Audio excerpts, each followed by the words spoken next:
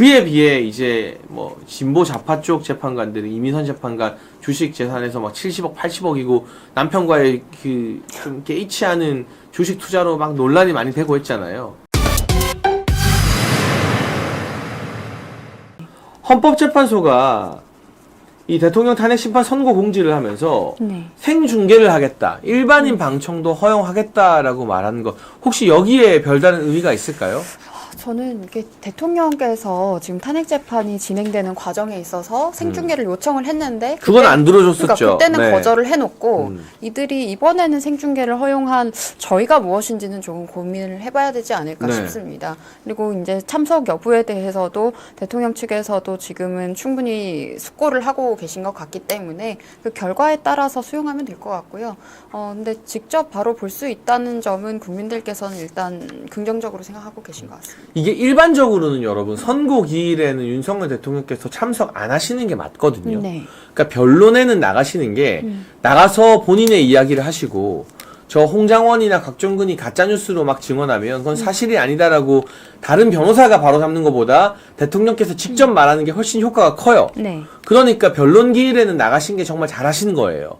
근데 선고 기일은 이미 이제 선고 기일 전에 그날 오전에 일찍 헌법재판관들의 판결이 이루어지고 결과가 정해진 다음이기 때문에 대통령이 나가시고 안 나가시고가 이 결과에는 영향을 안 끼치거든요. 네. 그래서 보통의 경우에는 나가시지 않고 관저에서 지켜보시고 그 결과에 따른 대국민 담화나 메시지를 내실 가능성이 높은데 네.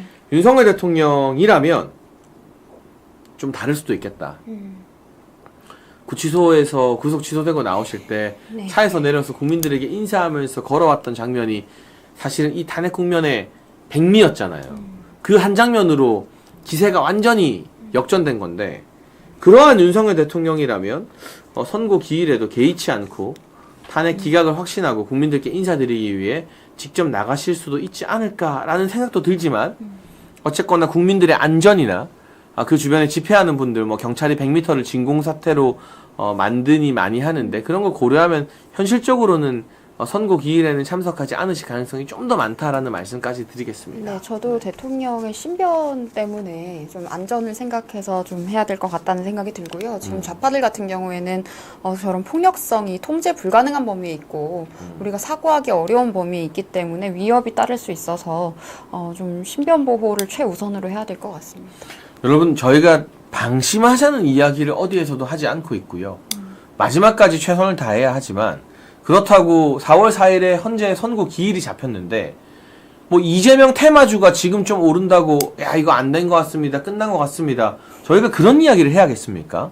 정치 테마주라는 건 정말 말도 안 되는 이유로 올랐다가 내렸다가 하는 거예요. 맞습니다. 뭐 한동훈 테마주 오른다고 한동훈이 잘 됩니까? 그렇지 않아요. 네. 그거는 크게 의미를 부여할 만한 사건은 아니고요. 네. 지금 그 외국에 소위 말하는 외국인들은 이런 정치적 사건이 있을 때 또는 뭐 스포츠 경기가 있을 때 도박사들이 확률을 배팅하는 도박 사이트 같은 게 있잖아요. 네. 일주일 전부터 대통령 탄핵 기각 직무 복귀 확률이 50%를 넘겼어요. 네.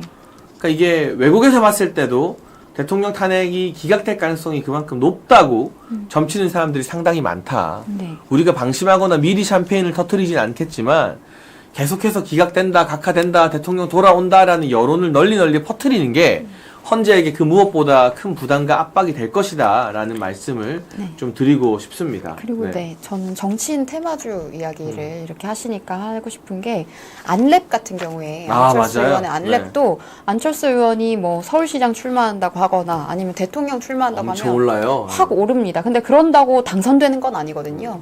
그렇기 때문에 저는 이렇게 주식이 조금 출렁거리는 게 큰 의미가 있나라는 생각이 들고요. 최근에 뭐 이재용 사장과도 만나가지고 사진도 남기고 이렇게 했던데 그런다고 해서 지금 삼전 주가가 회복이 되지는 않았었거든요. 그러니까 너무 그걸 무조건 연결해서 해석할 필요까지는 저는 없다고 생각합니다.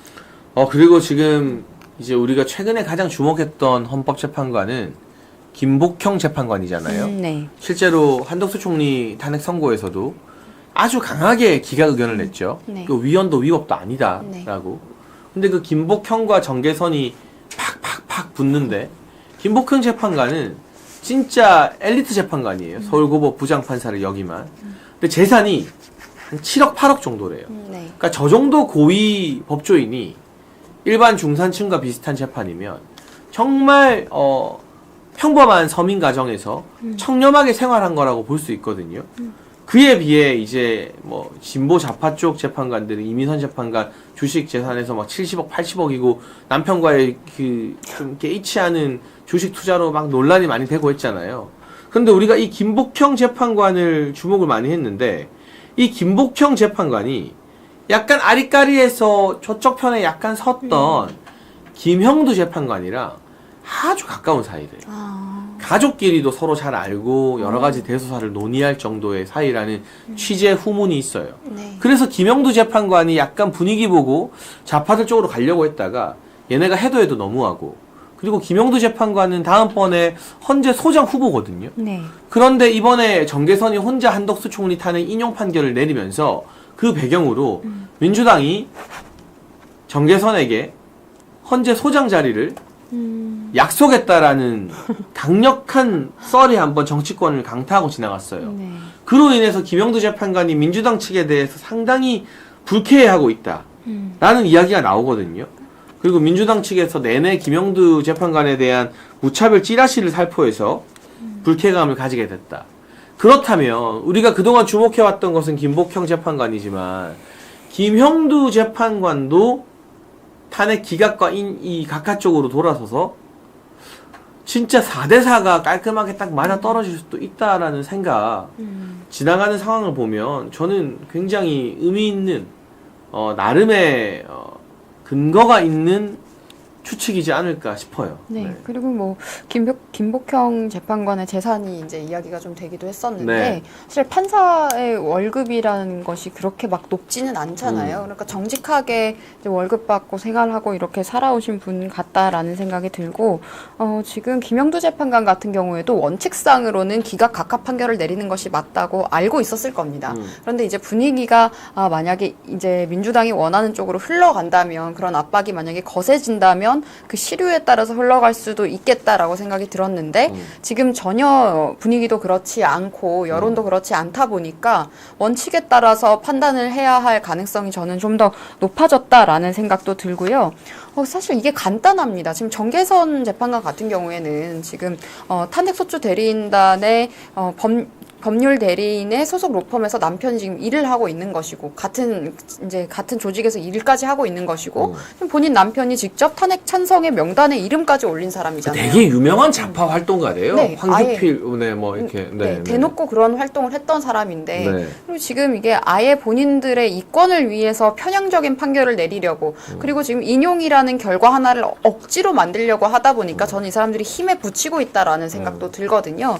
그래서 지금 뭐 김복형 재판관이 이야기하는 것은 원칙에 따른 이야기일 겁니다.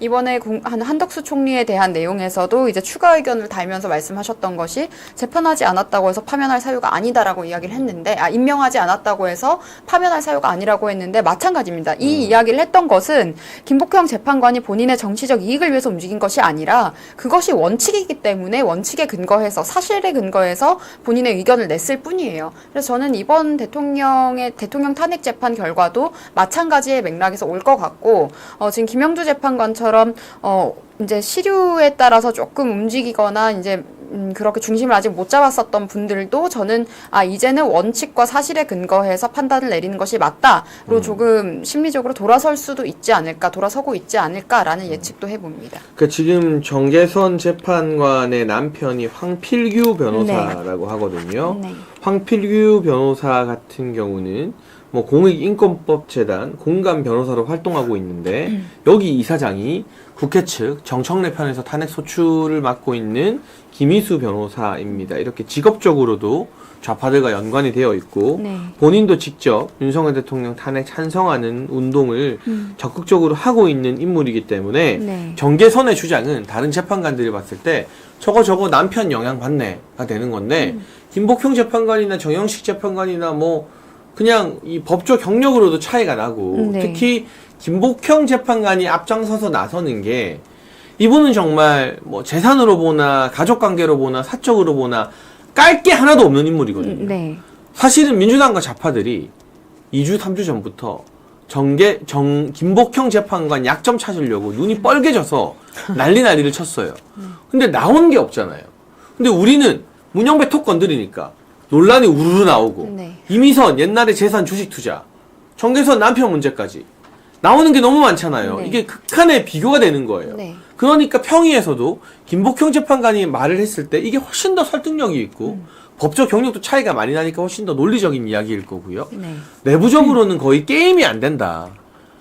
약간 중립적 입장의 재판관들이 봤을 때도 김복형 정계선이 싸우면 김복형 편을 들어줄 수밖에 없다라는 이야기들이 나온다고 해요. 취재 네. 결과. 네, 그리고 지금 본인들이 이런 식으로 해서 정계선 재판관이 본인이 헌법재판소장이 될 수 있겠다.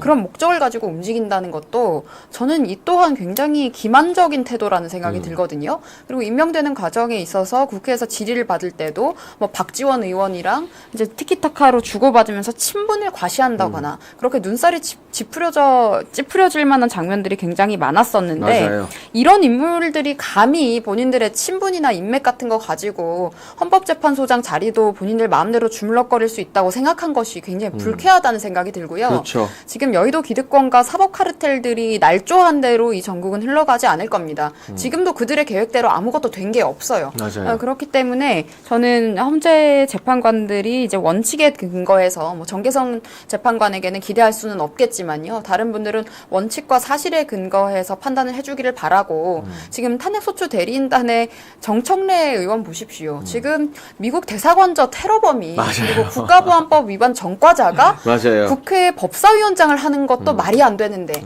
심지어 이런 사람이 대한민국 현직 대통령을 겨누고 지금 탄핵 선동을 하는 앞잡이 노릇을 하고 있습니다. 이런 사람들이 요구하는 탄핵을 받아들이는 것이 대한민국을 위한 길이겠습니까? 정말 이것은 지금 대한민국의 자유민주주의 그리고 자유시장 경제에 대한 체제에 대한 도전이기 때문에 보다 큰 책임감을 가지고 재판관들이 옳은 판결을 내려야 한다고 생각합니다.